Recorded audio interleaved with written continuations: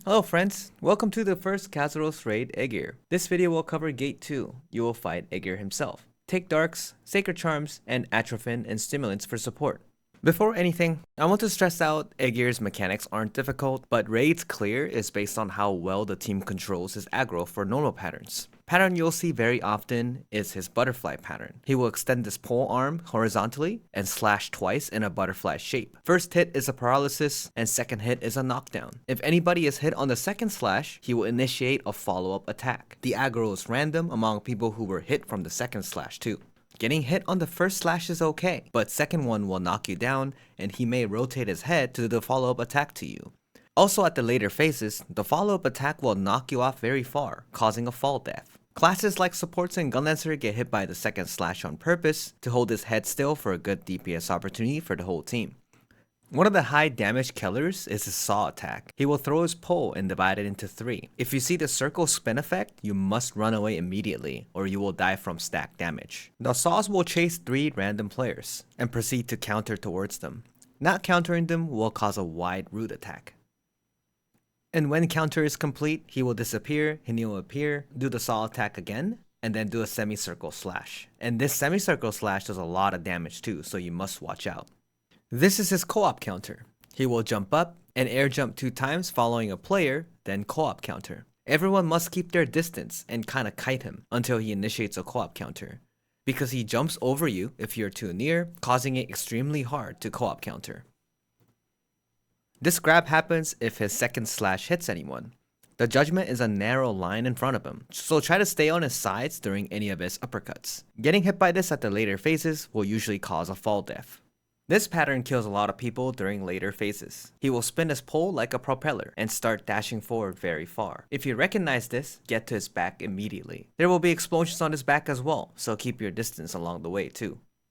He will also throw discs twice. They cause bleed, and the second throw could shotgun someone. The aggro player must keep the head still if you can.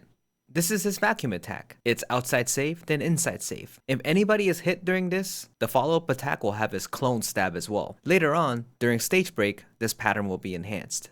He will prepare to aim his pole at a target. If anybody is grabbed, he will have a stagger check. He takes reduced damage from this, so be sure not to get grabbed or rotate his head too much to get other people grabbed. This is a time waster pattern. Aegir will spawn giant arms and disappear. The arms do stun you, and he will reappear with an uppercut. This looks really vicious, but the damage isn't that high. Just group up and receive support care.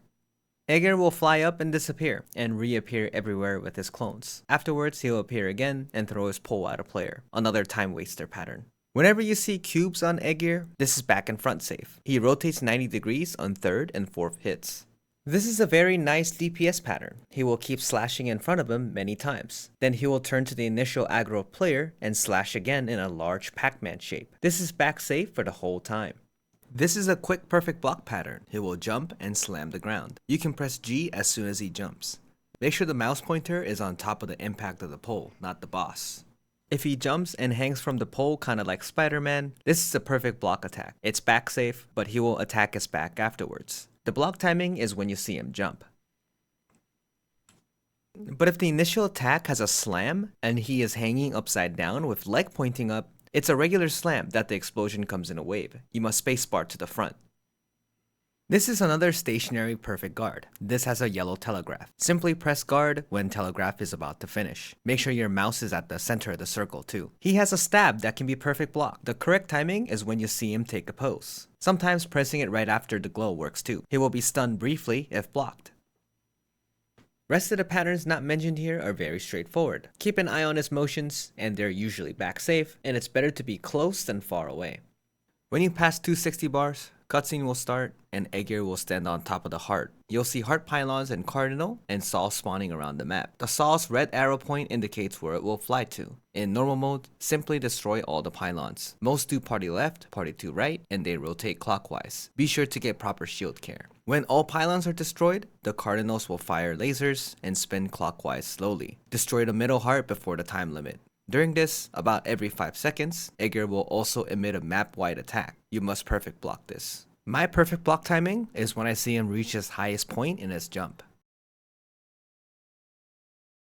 Hard mode is a little bit different. There will be 4 more saws spawning in the middle area, and they're counterable. Rush to your positions based on party number and choose a saw. Counter where the red arrow is pointing. This blue circle indicates the max range of your tether. Do not go outside the circle. You will need to stand behind where you want the saw to go. Since the pylon I need to destroy is 9 o'clock, I position myself somewhere around 5 o'clock to aim the saw at the pylon. The saw will reposition and stagger bar will appear. Stagger it and it will fire. Each pylon needs 4 saws to be destroyed. Each saw session, Aegir will initiate a perfect block attack. You can move the center closer to see him clearly. You can finish all the pylons in 2 sessions, but if someone messes up, you can help other pylons as well. The time limit is 4 sessions. When all pylons are destroyed, just like normal, laser will fire at cardinal, and perfect block timings are the same. My last small tip here is if DPS isn't as fast enough, I would suggest to stagger the first saw appearing. They do explode after traveling and causes a lot of players to get knocked down. Most supports use Awakening here too for safety. When the DPS check is done, you'll be sent to the room on the left. Teams divide up and down. Aegir's feet will go across the middle of the room. Getting hit by this leg will stun you for 8 seconds. Then he will have a wide soccer kick throughout the room. You must hog the wall to avoid this. Then he will spawn 3 spears spinning. Each requires counter, stagger, and damage. The damage one is the most hindering one, so try to focus on getting rid of those first. Each time the spears are taken care of, Aegir's defense buff gets reduced to be able to deal more damage to him. In hard mode, the farthest player from Aegir will be targeted from each sides. Then spawn a giant hand from the ground that deals a lot of damage in a large radius. Usually supports stay far away on purpose and place the hand marks far away. If you push his HP farther than 250, or if the timer runs out, which is the pink bar at the top, you will be sent back to the center room again to start its first insight phase. With this, you will also be rewarded with bonus Esther meter. You will fight Aegir in a very small octagon-shaped space. Whenever you reach the walls, you will teleport to the other side. The goal is to pass 210 bar in this phase. He has time patterns and an HP based pattern that Esther Usage is recommended. As for time patterns, about 40 seconds into the fight, if he teleports and spawn in a cardinal, it's a co-op counter. After the counter, a player will be targeted for a follow-up huge laser attack. You must target this away from the center. This laser will push even if you're in tenacity, so if you're worried about aggro control, you can simply get pushed back on purpose to get warped on the other side. If he spawns in an intercardinal, it's a stagger check. Simply stand where it's safe from the red telegraph and stagger him. Most of the time when DPS pushes decent, after these co-op counter or stagger checks, he will spawn a huge wall behind them in the center, and you need to use Esther Usage here to destroy the wall. The Esther range is large and attacks are very fast, so it's not too late even if you use it after you see the wall. So you must save at least 3 bars of Esther meter every time the inside phase starts. Let's go over some important normal patterns in this phase.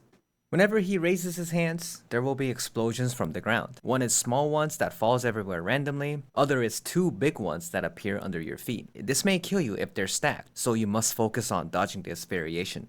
When you see him float up, the time will slow down. Try to get behind him ASAP, because his follow-up attack hurts a lot. If he slashes his gun, the red lines will appear and show where the follow-up explosion is going to be. He does this up to 3 times. If he points his gun forward, there is a pizza attack where the explosion slowly comes in a wave. Stay back and spacebar over to the head side. Whenever you see him spawn a bunch of orbs, he will stab one and flip it over like a turkey ice cream. This is a really good DPS pattern as long as you stay where he stabs. For hard mode only, he will spin his pole very quickly and follow the aggroed player to try to vacuum him in. Stay far away or you'll be grabbed. When he's done, it's back safe the whole time. When you reach 165 bars, Aegir will stand on top of his heart again. There will be a stagger check with cardinal lasers slowly moving clockwise like the first mechanic. After the stagger, Aegir will have a huge shield and tethered with his heart in the middle. You must break his shield first, then break the heart in the middle within the time limit.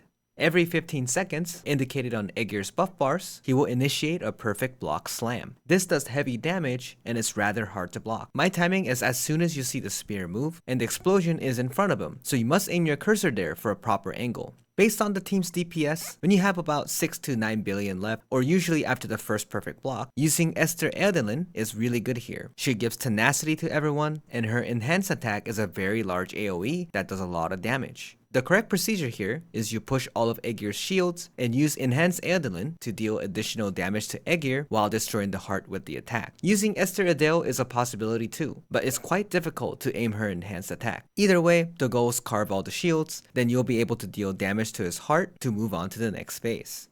When the heart is destroyed, you'll be taken to the right side room. If the Ealyn tactic is properly used and get his HP lower than 153 bars, this phase skips completely. If you didn't, you'll need to do the same mechanics from the left room until the time limit finishes or until 153 bars. When you are sent back to the center, the second inside phase starts. It's exactly the same. DPS and use Esther Usage whenever the wall appears and push beyond 110 bars. When you push beyond 95 bars, a cutscene will start. You are rewarded with an Esther meter too, so you'll be able to use Hidden Ealyn here. The correct timing is right after you hear Thyraine's first few words. She will carve out around 30 bars for you. Without Hidden Ealyn, this is a simple stagger check while dodging Aegir's laser. In this phase, fall death is possible, and the edges will slowly break in around every 30 seconds. The stages will break in counterclock order, and it does warn you beforehand with cornerstones breaking first. Aegir will periodically have a pattern where he will disappear and spawn feats that will stomp across the map. Afterwards, he will reappear at a random target with a slam. If anybody is stunned from the leg stomps, he usually appears at the stunned target. Simply group up and try to position away from the legs and wait for Aegir to reappear. During this phase, there are some enhanced patterns and new ones. This pattern has a high death rate. He will walk around with an orb and spawn many spears around him. Each will extend and may cause fall death if hit. Afterwards, he will teleport to a random player and grab him. If anyone is grabbed, there will be a stagger check. Focus dodging this pattern than doing DPS. The disappearing pattern has a variation where it will have 2 counters and a fake counter. If you counter both of them correctly, you can stun him afterwards. The outside-inside vacuum pattern is enhanced. He will spin around and around and indicate a safe spot from the map-wide explosion. This explosion knocks you out very far, so either tenacity it or focus on standing on the safe spot indicated, or you may have a fall death. In normal mode, the raid will finish when you drop his HP to 0 bars, but in hard mode, there will be a hidden phase. You need to push 44 more bars and 1 minute 30 second berserk time. He will always start a perfect block, spawning a black hole in front of him. You will need to perfect block this, then co-op counter that requires 3 players. If done correctly, the 3 players who countered will be able to shoot a laser at Aegir to increase the berserk time. Each laser increases about 7 to 8 seconds. There's also a follow-up saw attack that does massive damage, so try to reposition yourself on its sides. The timing of perfect block on this could be a little difficult if you're far away too. My tip is to pay attention to the black hole effect and press it when the black hole is about to disappear. It works pretty well. At this last phase, whenever you have 4 Esther bars, Esther Ealyn is really good here because since the stage is very small, her tenacity gives extra safe measures to DPS, and her enhanced attack is very easy to land. Push Aegir's HP to 0 and the raid is done. Let's talk about Esther Usage. Esther Usage is simple in Gate 2. You only use Adele and Ealyn. Based on your DPS, if you happen to have over 3 bars during the left room phase, you can use Adele to push some additional damage. This is the timer for the left room. As long as you use Adele or wait before 8 seconds left on this, you will land all the hits. And since it rewards you 2 to 2.5 bars after this phase, you won't waste any Esther meters. You will just have full meter for the inside phase, and it's not a big deal. During the inside phase, make sure to use Adele whenever the wall comes out. It usually comes out after the co-op counter or stagger check. You can use Enhanced Adele as well to push more damage if you saved it from the left room before. You're collecting meter until the 165 shield DPS phase. It's okay to have 3 bars here because when you're done with the stagger, it gives you 1 additional bar. Adele is an option here, but I highly recommend Ealyn. It has lower risk of mistakes, and her enhanced attack is very powerful. Just make sure to group Aegir and the heart close enough so that the enhanced attack lands both of them. Also, make sure to not use Ealyn too early, because the heart is invincible if you do not take down Aegir's shields. Therefore, use the Esther when Aegir has about 6 to 9 billion HP left, and it's based on how fast the party pushes too. Wrong example here in this clip is this team could not push the shield fast enough, and I had no choice to use the enhanced attack because I was running out of time. You can see the first few ticks are reduced damage, making us need to attack the heart manually. When you move over to the right side, never use your Esther meter until the next wall during the second inside phase. And as for using Adele here on the second inside phase, you can use the enhanced attack as well. Then you have exactly 1 bar left, and since reaching 97 bars will give you extra Esther meter, you're fine to use the enhanced Adele to push more damage. And again, as for Hidden Ealyn timing, make sure you don't use it right away. Maybe wait about a second or two and then use it. You can pay attention to Styraine's first few words too. From here, during the stage break phase, you can use whatever Esther for normal to finish Aegir off quickly. But for hard mode, you need to make a decision to use it to help push to 0 bars quickly or save it for the last hidden phase. Since Berserk time resets, sometimes saving meter and phasing here will allow you to use up to 7 to 8 bars total. This is because at every perfect block to co-op counter, you're rewarded 1 meter and you can do this up to 3 times if not missed. Basically, the choices are dependent based on how good your party DPS is. With that, I will end the video here. As long as you control Aegir's patterns, the raid's definitely easy and chill. Pay attention to the normal patterns more than anything, and try to hold his head position still for the team. Thanks guys, and good luck on your runs. Bye bye!